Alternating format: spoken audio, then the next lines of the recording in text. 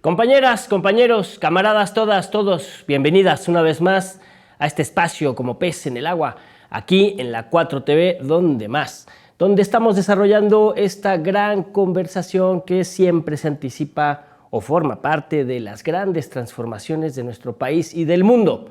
Hoy queremos platicar desde otras perspectivas, desde otros puntos de vista, por eso invitamos a un compañero que está en otros universos de los que no hemos platicado. Él se llama Alejandro Barragán López. Bienvenido, camarada. Muchísimas gracias, Molay, por la invitación. Un honor y un gusto estar aquí. Pues gracias a ti por tu tiempo de vida que le dedicas a este espacio. Alejandro es cronista del ferrocarril y es ciclista profesional, entre otros oficios que él nos irá platicando, que va desarrollando. También es padre de familia y también habita este planeta caótico y este país que está en cambio, y también queremos saber su opinión sobre esos aspectos. Pero primero, para el público culto y conocedor, ¿quién es Alejandro Barragán? Pues mira, soy un ciudadano más aquí en México, una persona apasionada por la bici, por los ferrocarriles, por la historia, por la preservación ferroviaria, también de oficio mecánico ya desde hace algunos años, ya desde hace 17 años. 17 años. Así es, y empecé muy joven, tanto en la preservación ferroviaria como en el ciclismo, como en la mecánica. Y bueno, pues también papá de una niña muy linda y tremenda que tú conoces, Andari, muy amiga de Emiliano. Y pues me dedico a muchas cosas, trato de compaginarlas porque hay veces en las que pues, empatan los tiempos o una cosa se encima con otra, y trato de participar en las cosas que más relevancia puedan dar a cada uno de los rubros que me dedico en mi vida. Y primer pregunta, es muy raro, ¿no? Seguramente en unos 20 años tendremos un gremio ferrocarrilero mucho más activo, ¿no? Porque es una industria que está resurgiendo a partir de la Cuarta Transformación. Pero digamos que a las generaciones de mi edad ya hablar del ferrocarril era como algo lejano y viejo, ¿no? Así es. ¿Cómo es que alguien tan joven como tú se involucra en ese mundo? Híjole, pues mira, en cierta parte fue por influencia de mi papá, que me platicaba que en sus años de juventud, cuando él estaba viviendo en Uruapan, él nació en Cotija, de donde es el famoso queso Cotija, pero para poder tener un ingreso, él trabajó en el campo en Uruapan, y me platicaba cómo veía que llegaban todavía las locomotoras de tracción a vapor a Uruapan. También mi mamá da crédito de que a mí me gustaron los trenes porque ella viajó embarazada de mí en el Regiomontano. Entonces dice que el movimiento del tren hizo que yo después desarrollara ese gusto.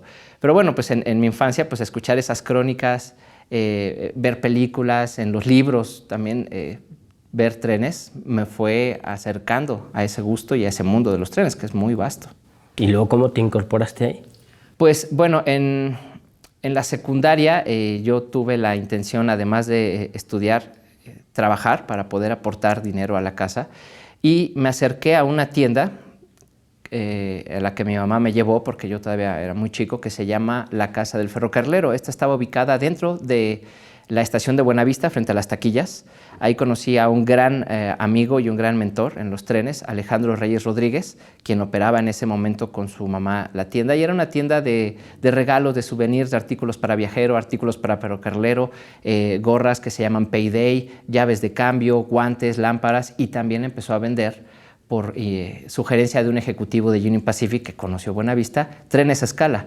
Entonces ese fue mi primer trabajo, y fue como más todavía empecé a adentrarme al mundo de los ferrocarriles. O sea, tú te incorporaste a esa tienda. Así con es, ellos. Es correcto. Entonces ahí fui, además de que me empecé a meter más en el mundo de los trenes reales, a escala y de la historia, empecé a conocer personas del gremio ferrocarrilero dentro de la estación Buenavista. Y esos, a su vez, con el tiempo y con los años, me fueron involucrando más en el gremio y en la empresa, en donde estuve yo como practicante similar de locomotoras y de garrotero en la terminal ferroviaria del Valle de México, en Tlalnepantla, en el Estado de México. De ahí fue que empecé yo a tener más contacto con los trenes.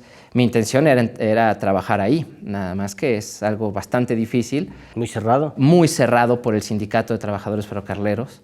prácticamente, así como ocurre con algunos maestros, como en el gremio médico, pues las plazas ya no se disputan, ya no te enlistas. No concursas. No concursas, ya se venden, ya es una mercancía más, ¿no? Entonces, estando ahí en la terminal ferroviaria del Valle de México, conocí a algunos compañeros que me hablaban de un famoso Mascarrieles, un jubilado muy famoso por el activismo que tuvo sindical. En el gremio ferrocarrilero buscaba que el gremio al que él pertenecía tuviera más y mejores garantías en el ámbito laboral, y me decían que pues, él, además de eso, estaba participando en la preservación y la operación de la única locomotora de tracción a vapor que estaba funcionando aquí en el país, que es la 279, que está en Cuautla. Entonces, de estar ahí, también empecé a participar en Cuautla con la 279, en la cual, pues bueno, también ahí fue otro mundo, como que fue de estar en el mundo moderno de los trenes, siguiendo con lo de la bici. También empecé a hacer allá en Cuautla esto, y pues era como una máquina del tiempo, porque pues era regresar a cómo era la operación de los trenes en ese entonces. Y el contacto con la máquina allá en Cuautla fue lo que te llevó a la lucha, que es una lucha, una resistencia por la preservación. Exactamente, sí, porque desafortunadamente, así como ocurre con los vestigios arqueológicos, con muchas cosas, hay una depredación voraz. Porque el mexicano... ¿De los vestigios históricos? De los vestigios históricos, de lo que sea patrimonio. Hay una depredación por parte del mexicano que no tiene con dinero, ¿no? Por dinero, claro, sí, y obviamente que se sigue viendo, víase que hay en desuso, que ahí están. Llegan personas con soplete en mano y cortan pedazos de vía y se los llevan y lo venden al kilo, y no hay una cultura de respeto pues, realmente a cualquier cosa, ¿no? Y menos a lo que sea patrimonio. Entonces nos ha tocado ver cómo ha habido saqueos de cosas que tú dices, bueno, pero ¿para qué les sirve? Entonces ha sido una lucha bastante fuerte, en la que incluso tú dices, bueno, alguien lo tiene que hacer, está bien, lo hacemos nosotros, pero esto es muy a veces desalentador, porque hay personas que se oponen a que tú hagas eso. O sea, hay detractores de que haya personas que estén buscando rescatar el patrimonio histórico, industrial, ferrocarrilero. Entonces, híjole, es a veces muy, muy difícil. Entonces, bueno, tú no lo vas a hacer, está bien, yo me ofrezco a hacerlo y propongo esto, y esta es la estrategia, y voy a involucrar a Lina, y voy a involucrar a estos otros voluntarios. Y aún así que haya personas, incluso a veces en la estructura de gobierno, que se opongan a esto, es a veces muy desalentador, pero nosotros seguimos con el dedo en el renglón para que esto no se da, e incluso ser influencia para que más personas lo hagan, no solamente con nosotros, sino en su lugar de origen, en donde ellos viven, que vean, pues esto puede ser rescatado, puede servir como casa de cultura, esto también es patrimonio, es historia, es identidad. Bueno, vamos a formar una asociación para poder rescatarlo. En este caso particular de los ferrocarriles, ¿cuál sería una experiencia concreta que tú hayas vivido, tanto del rescate como de las resistencias? Híjole, pues como sí, para que dimensionemos a qué te enfrentas. Muy buena pregunta, y sí hay algunos casos bastante notorios en los cuales nosotros empezamos a participar con un patronato que era el que tenía bajo su jurisdicción lo que era la operación del tren ahí en Cuautla. Entonces, era una asociación civil formada así muy al vapor, no tenía una estructura jurídica ni demás, pero nosotros llegamos como equipo de personas ligadas al ferrocarril a poder darles apoyo en eso, en lo que ellos tenían vacíos, porque eran únicamente personas de la sociedad sin conocimiento del tema. Bueno, tú ya lo estás operando, tú hiciste la gestión con el ayuntamiento, nosotros haremos la operación y las cosas necesarias para esto. Entonces, fue cuando hicimos una propuesta de que la vía necesitaba ser nivelada.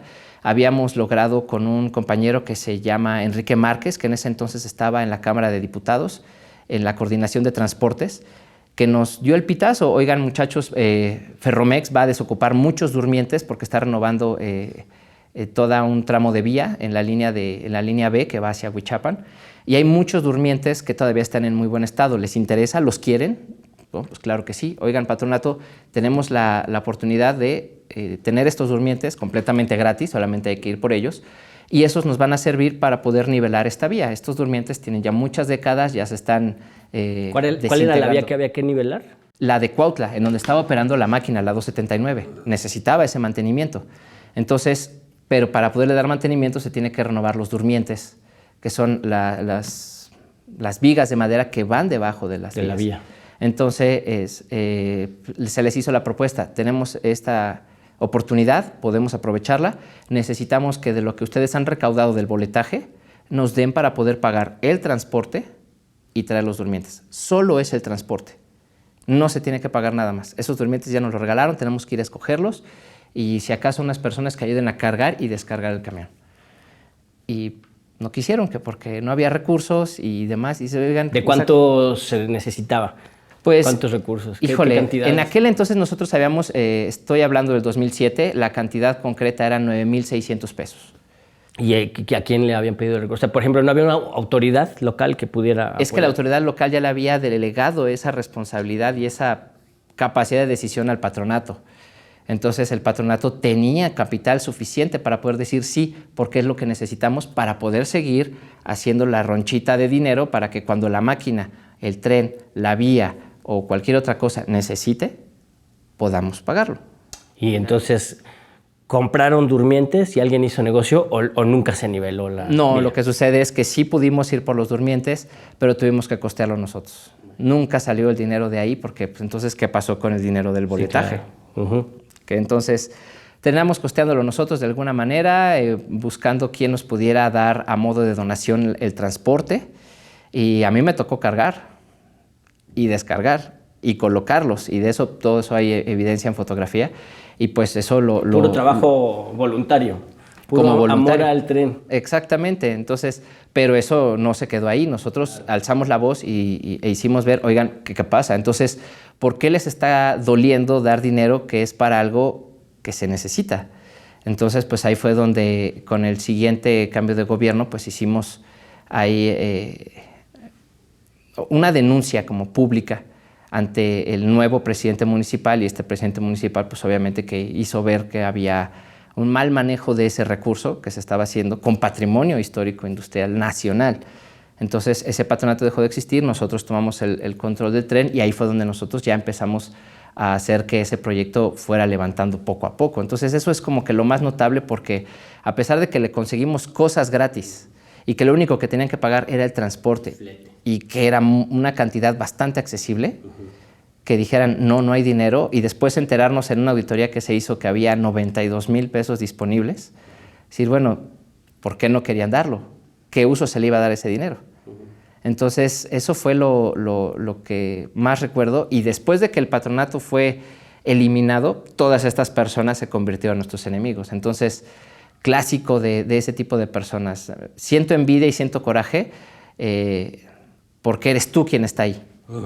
Pero pues cuando tuvieron ellos la oportunidad de estar ahí, pues no lo hicieron de manera correcta y adecuada. Así que mientras al patrimonio se lo carga el tren. Exactamente. Entonces ya después nosotros vimos que le hacía falta cosas a la máquina, trajimos ferrocarrileros jubilados que los sacamos de su letargo, de su depresión y cuando decían, ¿es ir a hacer mecánica? Vamos, y como que les dabas una dosis de vigor. Entonces ahí veías a viejitos, a jubilados con todo el entusiasmo participando en algo que les dio de comer durante años, ¿no? Entonces, y con una experiencia invaluable. Y además la experiencia. ¿En qué escuela te lo enseñan? Exacto, y ellos nos dijeron, a ver, ven muchacho, acércate. Y eso pues también yo lo valoro mucho porque tuve grandes maestros. Claro. Entonces, pues afortunadamente algunos de ellos ya no están aquí, pero pues aprender de viva voz de las personas que vivieron la época de oro de los ferrocarriles, híjole, para mí es invaluable y ahora es lo que queremos aplicar, ¿no? Porque pues que ese conocimiento no se quede ahí, claro. Tenemos que sacarle provecho. Una pregunta que me llevara a la siguiente, ¿por qué estaban deprimidos esos viejos ferrocarriles? Híjole, pues porque algunos los jubilaron a la fuerza, algunos no les dieron su pensión completa, de lo que les daban de pensión que no era completa, todavía el sindicato les cobraba una cuota sindical, porque finalmente el sindicato sigue administrando ese directorio pues, de los ferrocarrileros. Y contrario a los Estados Unidos, donde todavía pueden seguir teniendo contacto, donde forman asociaciones civiles y rescatan patrimonio y forman trenes turísticos, y ahí ves a los señores viviendo de lo que les gusta, aquí no, aquí ya eran como personas no gratas. De hecho, el ferrocarril también se echó a la basura, ¿no? Se echó a la basura con una privatización mal hecha, muy mal hecha y que fue amañada desde los 80s, ¿no? Y a estas personas pues los tratan ya como híjole, como basura prácticamente, porque no pueden entrar ni siquiera a las oficinas de la sección 16, que es la de aquí de la Ciudad de México, porque no es su día de firma. Solamente pueden entrar cuando tienen que ir a firmar su supervivencia. Fuera de eso, no se les permite. Entonces, que la empresa a la que tantos años sirvieron, al sindicato al que estuvieron afiliados tantos años, los haga menos, y que los maltrate, que los margine de esa manera, pues es lo que los fue suprimiendo hasta llegar a un estado de depresión, de que algunos hasta ya rechazaban al tren. Entonces, si no hay una oportunidad, la máquina necesita manos hábiles, personas con conocimiento y con experiencia. Hubo muchos que levantaron la mano. La máquina 271, ¿dices? 279. 279. ¿Qué papel juega esa máquina? Pues bueno, es que esa máquina es una muy buena pregunta también. Es la máquina insigne de un club que se formó a finales de los 60, que fue el Club Amigos del Ferrocarril, AC, formado por entusiastas del ferrocarril, por personas amantes del ferrocarril y por algunos ferrocarrileros en activo. Este club se formó al ver que se estaban empezando a destruir máquinas emblemáticas. Entonces, en Huehuetoca, Estado de México, estaba el campo de concentración de chatarra, conocido como el cementerio de trenes, donde muchas máquinas históricas, material rodante histórico, fue a parar allá y era vendido como kilo. Estoy hablando, esto se empezó a gestar desde el 64, 65 y el Club Amigos del Ferrocarril se consolidó en el 69. Se forma este Club Amigos del Ferrocarril AC, Asociación Civil. Quien lo forma es el ingeniero Francisco Lagunes Moreno, un ingeniero metalúrgico y catedrático del Politécnico en Zacatenco, que estaba muy bien conectado con la empresa por sus labores como académico y tuvo buena amistad con un director de la empresa que era Luis Gómez Cepeda. Él se acerca a este director de Ferrocarriles Nacionales de México en aquel entonces y le hace ver que pues, ellos tienen una propuesta de que se pueda mantener viva la memoria histórica de los ferrocarriles mexicanos con trenes turísticos de pasajeros tirados por locomotoras de tracción a vapor. Esto pues para darle uso a algo que solamente estaba generando gastos para la empresa. Además de que también se hizo una propuesta de que se creara industria nacional en la cual el país tenía capacidad de fabricar rieles de muy buena calidad, además también de durmientes, una planta impregnadora de durmientes para que pudiera ser de uso aquí en México e incluso venderla a Estados Unidos. O sea, no solamente vengo a proponerte que vayamos a echar relajo con los trenes, no, es todo un proyecto en el cual pues, también va ligado a la memoria histórica, a la preservación de la memoria histórica de los ferrocarriles. Tuvo muy buena aceptación por parte de Luis Gómez Zeta, y le dio facilidades para que las máquinas que estuvieran en mejor estado salieran del campo de concentración de Huehuetoca, y muchas de esas máquinas, entre ellas, fue la 279. La 279, ahí tengo yo los documentos en los cuales se hizo la gestión con la Subgerencia de Transportes para que ésta saliera del campo de concentración y fuera llevada a Pisaco. En Apizaco todavía había talleres que podían darle mantenimiento correctivo y preventivo a esta máquina y empezó a operar con el Club Amigos del Ferrocarril. Se hizo un recorrido en 1983, un 10 de abril, para conmemorar la muerte del general Emiliano Zapata, saliendo de San Lázaro, llegando por su propio vapor hasta Cuautla, Morelos. Entonces, por eso la 279, además de que tuvo pues, un curso en su historia bastante movido, porque cuando sale Luis Gómez Zeta, pues ya este club ya no tenía tan buenos contactos, no tenía el apoyo de la empresa, y los que vinieron después, esos ya tenían la consigna de ir desmantelando parcialmente la empresa para hacerlo ver como una empresa pues, que ya no daba, que tenía que ser rescatada por la iniciativa privada. Entonces ahí se empezó a ver cómo incluso muchas máquinas fueron puestas a la venta, entre ellas la 279. Entonces, uno de los miembros del club, que ya falleció, el maestro Guillermo Garza Galindo, quien pintó el mural del VIPS de Buenavista, él iba pasando por ahí y vio que estaba ahí la máquina. Y dice, esta estación ya no opera, que hacen máquinas completas, pintadas, con guacales en la farola y en la cabina como si fueran a viajar. ¿Qué hacen aquí? Entonces le hablaron a Lagunes trató de comunicarse y se enteró que esas máquinas fueron vendidas, y quien las quiso comprar fue Disney. El parque temático de Disney fue quien las quería comprar, y esto pues causó indignación, porque es que nosotros rescatamos eso, ¿por qué será vendido? Entonces, y además todo es como una síntesis plástica de la política que se estaba implementando, ¿no? Así es, y desmantelar y vender todo. Entonces, estos camaradas hicieron una maniobra bastante buena, a la vieja usanza de los perros y los políticos a periodicazos aprenden. Hicieron un periodicazo con un contacto que tenían de que están saqueando el patrimonio nacional, están vendiendo estas máquinas, etc. Y se enteraron en la empresa y ordenaron que esa venta ya no fuera así.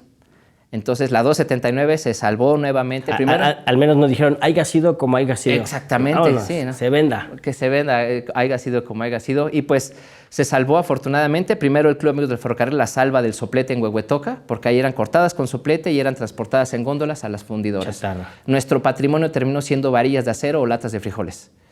Entonces se vuelve a salvar de acabar en Disney.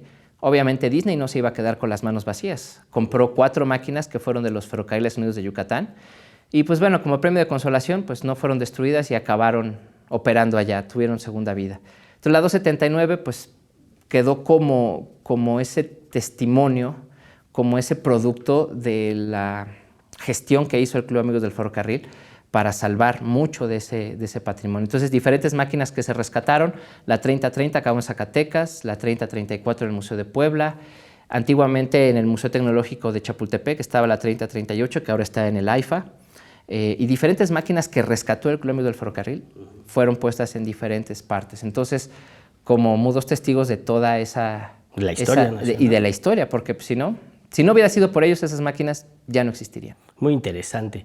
Para ir cerrando este primer encuentro. Claro. ¿Hay un resurgimiento o es solo un capricho, como dice la oposición moralmente derrotada? ¿Hay un surgimiento del ferrocarril?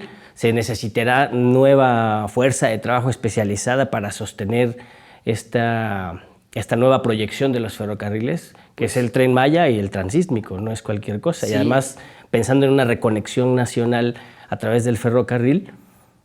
Pues es una muy buena pregunta. Yo creo que sí, este puede ser un excelente destello de resurgimiento de la industria nacional ferrocarrilera, porque todo ya está en manos privadas y las manos privadas han hecho y deshecho lo que han querido. Ha habido malos manejos, claro, ha habido buena inversión, pero pues esa inversión solamente ha sido para mejorar la empresa en sí, no ha sido como para poder salpicar a todos de ese beneficio, ¿no? En vez de que se pueda mantener bien a toda la planta laboral, al contrario, ha sido mutilada. Cada vez buscan que la empresa sea más grande, pero que haya menos trabajadores. De esto se han apoyado de la tecnología. Aquí lo que yo he visto, y lo veo con muy buenos ojos y de manera muy positiva, es que el Tren Maya es un proyecto que se le debía a México desde hace varios sexenios, que se quiso hacer el Tren México-Querétaro. Luego, que fue algo que se le estaba concediendo a los chinos y se supo que era un contubernio bastante oscuro ahí, mafioso, ¿no? Luego el México-Guadalajara, que parecía que iba bien y después otra vez se cayó, no sabemos exactamente por qué, y el hecho de que ahora sí se esté haciendo y que sea el Tren Maya, lo veo muy bien porque era algo que ya se tenía que hacer. Se habla del impacto ecológico y demás, y bueno, finalmente el Chepe, el Chihuahua del Pacífico, cuando se construyó, también tuvo un impacto ecológico. Todo lo que hagamos tiene un impacto ecológico, entonces no podemos nada más alegar con drama que hay un impacto ecológico cuando, por ejemplo, la obra insignia de Calderón, que fue la carretera que venía de Durango y que tiene el puente colgante del Baluarte, también tuvo un impacto ecológico. Peor, porque circulan coches ahí, ¿no? Exacto, ocuparon más espacio. La vía de un tren ocupa menos espacio, es menos invasivo, puede crecer incluso plantas sobre la vía sin que esto la deforme, ¿no? Claro. El transísmico también es algo que se tenía que hacer porque estaba mal explotado, no había sido ocupado como debía de ser, y el hecho de que el gobierno haya dicho, lo voy a ocupar yo, Ferrosur, tú ya no lo vas a ocupar, la REA, por favor. Si no lo vas a ocupar, déjanos ocuparlo, por favor. Entonces, pues... ¿por qué? Porque el transísmico está protegido por varios artículos de la Constitución Política de los Estados Unidos Mexicanos porque es una vía estratégica. Entonces, eso cuando ya vieron las demás empresas que esto sería así, pues empezaron a moverse porque, bueno, ya se va a activar una vía que va a ser una seria competencia del Canal de Panamá porque va a poder recortar horas de traslado del comercio internacional por medio de México. Entonces, eso a nosotros nos interesa mucho porque es beneficioso. Nos va a beneficiar en lo que sería la economía, pues no solamente local, regional, sino en general, pero se tiene que empezar a desarrollar. No vamos a ver beneficios al primer día de operaciones. Es algo que va a tomar mucho tiempo, pero que tiene que empezar ya. Si no se empieza ahora, entonces, ¿cuándo? Ahí está. Muy bien. Pues muchas gracias, compañero. Molay, muchas gracias. ¿Con qué palabras podríamos cerrar esta primer parte? Nos quedamos con una segunda parte de la entrevista que yo quisiera abordar, pero por ahora tenemos el tiempo corto. Pero esta primer parte, ¿con qué la cerrarías? ¿Qué mensaje le darías a nuestro público? Híjole, pues yo tengo muy grabado algo que aprendí en los trenes, que era seguridad ante todo, amistad ante todo, y que valoremos y cuidemos lo que es nuestro patrimonio. Patrimonio como propiedad colectiva, porque nos falta una cultura de lo que es de todas y de todos, ¿no? Pensamos que lo público es de nadie, por eso no hay que cuidarlo, pero no, lo público es de todas y de todos, y todas y todos tenemos que hacernos cargo de lo público, de lo que es de la nación, de lo que es de la patria. Muchas gracias, Alejandro. Muchas gracias a ti, Molay, por la invitación. invitación. Nos vemos muy pronto para continuar esta charla. Allá en casita, píquele a like, comparta el enlace, escríbanos sus sugerencias, sus propuestas. ¿Está de acuerdo con nosotras, con nosotros? Si es cierto lo que dice Alejandro, alguien sabe otras cosas, alguien tiene otros datos, pues venga y compártalos acá, discuta en la sobremesa, discuta con su familia, hable de religión, hable de política, hable de ferrocarriles y indígnese por la injusticia. Hasta luego.